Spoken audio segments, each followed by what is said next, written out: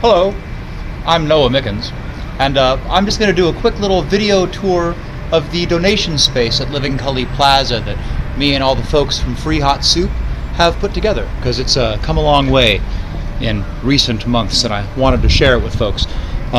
So let's see, first off, here is the little map that shows the order of the place and where all the different kind of stuff is supposed to go.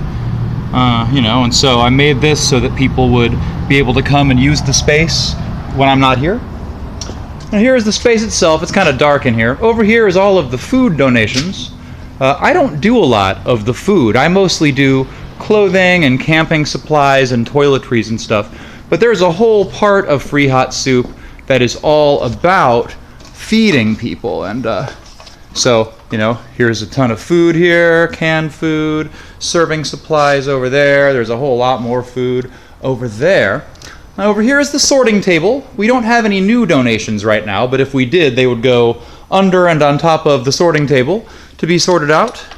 Over here, we have the outgoing donations, which means this is stuff that we're not keeping because it's not really suited for immediate distribution on the streets, such as children's clothes and baby clothes. We don't keep that because children's and babies mostly aren't on the street. They're in shelters and stuff. And those kinds of things, sheets and towels, things that are just not as useful in emergency applications. Over here are the hygiene items. We have, little individual drawers for like combs, batteries, deodorant, wet wipes, toothpaste, medical supplies, etc., etc. All around here is other stuff like that. It's kind of a little too dark, but there's, a thing full of soap and a thing full of shampoo and a thing full of conditioner and like that. Right over here is a huge donation of blankets that we got recently. All of these boxes are filled with emergency blankets. And we are sort of laying in for the winter right now because right now it's real hot in Portland, so what they mostly need is more like water and respirator masks and stuff, but we are laying in for the winter. Over here are hoodies. This is all hoodies, women's hoodies on this side, and on this side the men's hoodies, you see right here. Got quite a few of those. Over here are shelves full of boots and shoes that are sorted by size, with the smallest at the bottom and the biggest at the top. And this is the men's shoes shelf and the women's shoes shelf. Sorry it's so dark in here. I had to get some better lights in here. Over here are the coats. This is an entire rack of men's coats. Look at all those great coats. And then over there, a whole big rack of women's coats. The men's coats are doing very good. We got these new ones. These are like the perfect men's coats because they're long and insulated and waterproof and with hoods on them. They are really great. Women's coats over here, like I was saying, we've got lots of those. The women's coats always build up real fast because again, you see more men on the street than women, because I think women have just an easier time getting into shelters and getting family members to help them and stuff. Over here is mismatched stuff. This is the accessories section. This entire drawer is 3 drawers full of scarves. Here we have all belts. Let's see if I can get more light on here. All belts. That's all the socks right there. Here's winter hats. Some more winter hats. Still more winter hats. We ended up with a whole lot of winter hats last winter right at the end. These are summer hats, that are good for shade and keeping your head cool. Over here are the pants. Whole big shelf of pants. These are, outdoor pants. Blue jeans and corduroy and things like that. Work pants that are real strong. Let me see if I can move the light over here without unplugging it. Over here is the shelf full of blankets. Some very nice blankets right now. And, I'm sorry, those are not the blankets. These are sweaters and sweatshirts. Over here are the sweaters and sweatshirts.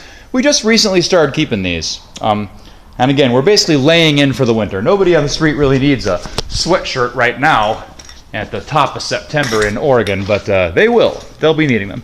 Over here are the blankets, for real. This is a big shelf, all blankets and sleeping bags and things like that, which are much needed on the street, even during the warm season.